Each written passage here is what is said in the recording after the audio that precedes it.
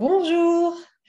Aujourd'hui, j'avais envie de parler du thème parce qu'on ne choisit pas sa maison par hasard. On ne choisit pas sa maison par hasard parce que là, je viens de faire une supervision avec un consultant qui a justement fait une maison. Il se reconnaîtra, hein, mais je ne vais pas, bien entendu, pas le citer, mais qui a fait une maison, qui a construit une maison en respectant la spirale de Fibonacci, la spirale du nombre d'or. Donc, c'est une énergie merveilleuse. Et en fait, il s'est avéré que les portes de sa maison étaient étroites et son entrée de maison dans le jardin était extrêmement étroite parce que effectivement dans le Vastu, il y a une certaine division à respecter. On dit que dans le Vastu, toutes les entrées doivent être entre 1 et 9 divisions. Et donc là, son entrée de jardin est inférieure à une division. Ça veut dire que c'est extrêmement étroit. Et il me raconte également que dans sa maison, eh bien, les portes, le maçon, en fait, a fait des portes extrêmement étroites et n'a pas respecté, en fait, ses volontés. Et il me dit, eh bien, ma maison, j'ai tout fait, je l'ai mis en anglemètre, j'ai respecté les cardinalités, les proportionnalités. J'ai un seul hic, c'est ces portes d'entrée que je n'ai pas réussi à maîtriser.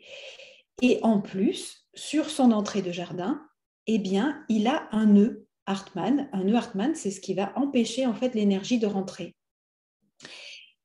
Et dans la symbolique, de suite, en écoutant ce qu'il me disait, je me suis dit, mais en fait, euh, ça m'a fait tout de suite penser à la naissance.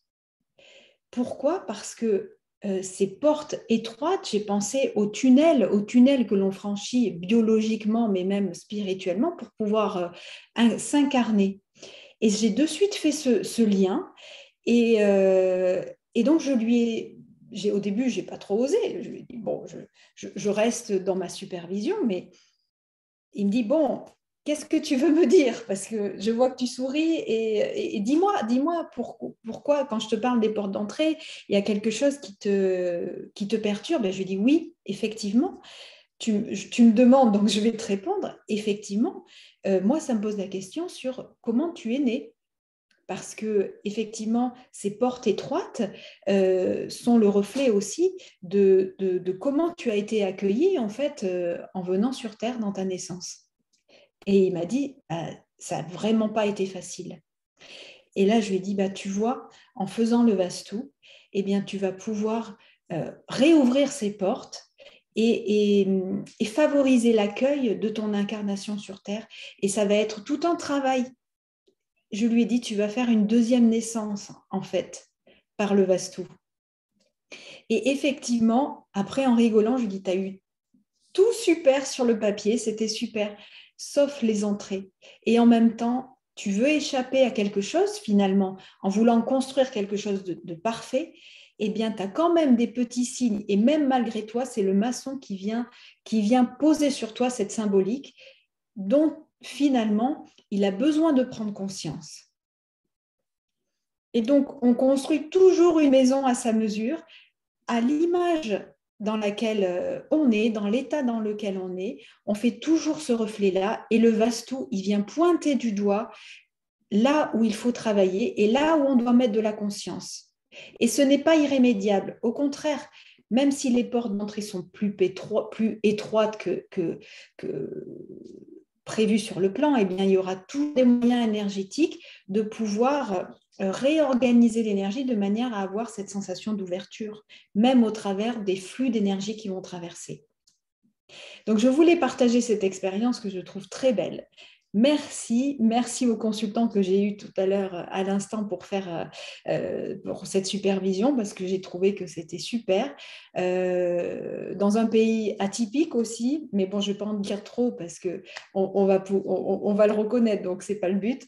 En tout cas, merci. Je voulais en profiter aussi pour ce message pour dire que depuis un jour, on a notre site internet qui bug.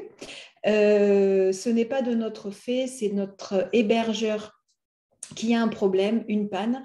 Je souhaite vraiment que ça se résorbe très vite parce qu'effectivement, on reçoit des messages et bon, c'est pas très confortable. Mais ce que j'ai fait, c'est qu'en dessous de la vidéo, j'ai mis les liens de secours, si vous voulez, avec notre adresse mail, et puis les indications si vous avez besoin d'un diagnostic, d'un devis ou pour la formation. Pour la formation, vous m'envoyez un mail avec votre téléphone et puis je vous rappelle ensuite dans la foulée. Et puis pour les commandes d'assistance, supervision, etc. pour les consultants, eh bien, vous avez le lien en dessous de la vidéo pour prendre directement rendez-vous. Donc, on s'organise, on fait avec les moyens du moment. La technologie, la technique, c'est super quand ça marche, c'est galère quand ça ne marche pas, mais on trouve d'autres solutions. Et puis voilà. Donc, cette semaine, eh bien, vendredi, vous avez la pleine lune. Et donc, ça va être la méditation de pleine lune où on va s'intéresser au chakra de Manipur. Donc, on remonte les énergies jusqu'au solstice d'été. Et puis, pour les consultants Vastu, jeudi soir, eh bien, c'est la réunion Zoom avec justement le récap des Vastu, des corrections en assistance que l'on a faites. Et puis, la deuxième partie avec les mandalas. Et pas de panique pour ceux qui ne sont pas consultants Vastu, vous aurez pareil sur le portail des mandalas et je poste aussi sur Facebook la rediffusion de cette séance de mandala avec les explications. Je vous dis à bientôt, bisous, au revoir.